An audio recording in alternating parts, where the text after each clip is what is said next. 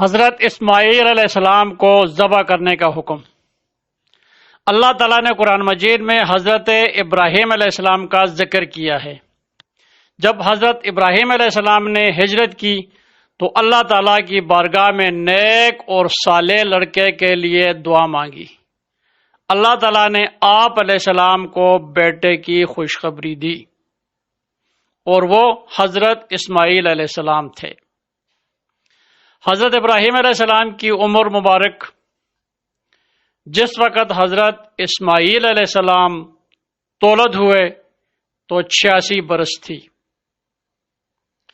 اس بات میں کسی کا کوئی اختلاف نہیں کہ حضرت اسماعیل علیہ السلام ہی حضرت ابراہیم علیہ السلام کی پہلی اولاد ہیں۔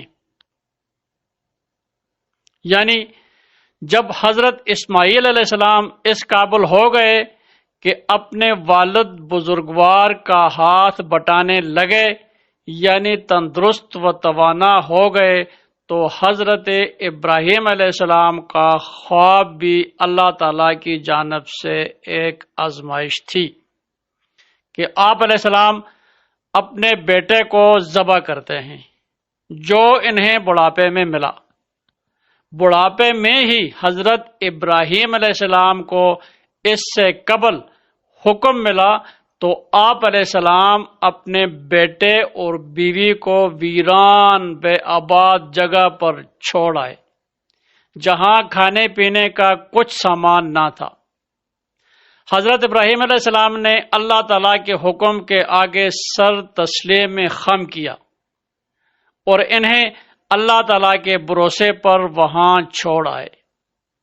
اللہ تعالیٰ نے اس آزمائش میں پورا اترنے پر ان دونوں کے لیے غائبانہ رزق کے دروازے کھول دیے۔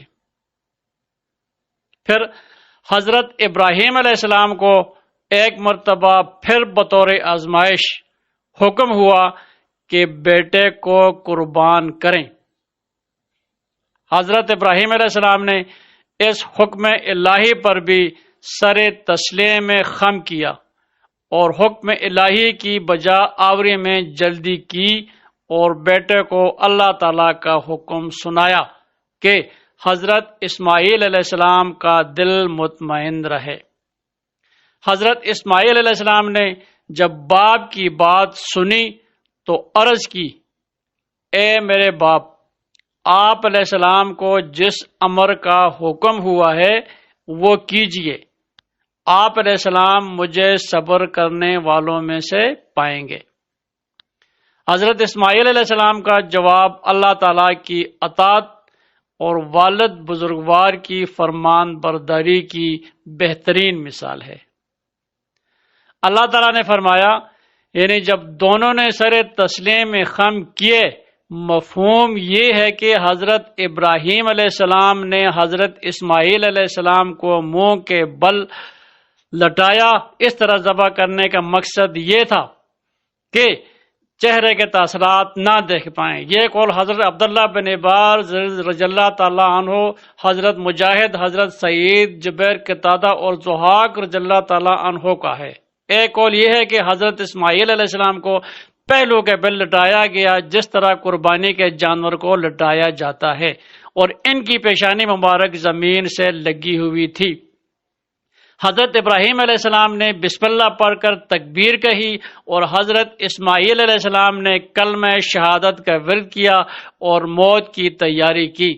حضرت سعدی رحمۃ اللہ علیہ کا قول ہے کہ حضرت ابراہیم علیہ السلام نے تیز دھار چھری کو خلق پر چلایا مگر چھری خلق تک نہ پہنچ سکی۔ حضرت اسماعیل علیہ السلام کے گلے اور چھری کے درمیان تانبے کا پترا آ گیا۔ اللہ تعالیٰ نے حضرت ابراہیم علیہ السلام سے فرمایا کہ اے ابراہیم علیہ السلام، بے شک تو نے اپنا خواب سچا کر دکھایا، یعنی جس آزمائش میں تمہیں مبتلا کیا گیا تھا تم اس آزمائش میں پورے اترے۔ اللہ تعالیٰ نے آپ علیہ السلام کو آگ میں ڈالا، اس آزمائش میں بھی ثابت قدم رہے، مہمان نوازی کیا کرتے تھے اور اپنا تمام مال مہمانوں کی خاطر تواضع میں خرچ کر دیا کرتے تھے۔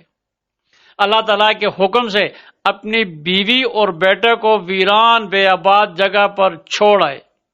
اب اللہ تعالیٰ کے حکم سے اپنے بیٹے کی قربانی کے لیے تیار ہو گئے۔ ان سب آزمائشوں میں ثابت قدم رہنے پر اللہ تعالیٰ نے فرمایا کہ یہ بڑی آزمائش تھی، اس وجہ سے آپ علیہ السلام کو خلیل اللہ ہونے کا شرف حاصل ہوا۔ اللہ تعالیٰ نے حضرت اسماعیل علیہ السلام کی قربانی کے بدلے ایک بڑی قربانی بھیج دی۔ جمہور علماء کا قول ہے کہ وہ قربانی سفید رنگ، خوبصورت آنکھوں اور سینگوں والا مینڈا تھا، جسے حضرت ابراہیم علیہ السلام نے صبر نامی پہاڑ پر بندھا ہوا دیکھا تھا، اور اس کے سینگ ببول کے درخت میں اٹکے ہوئے تھے۔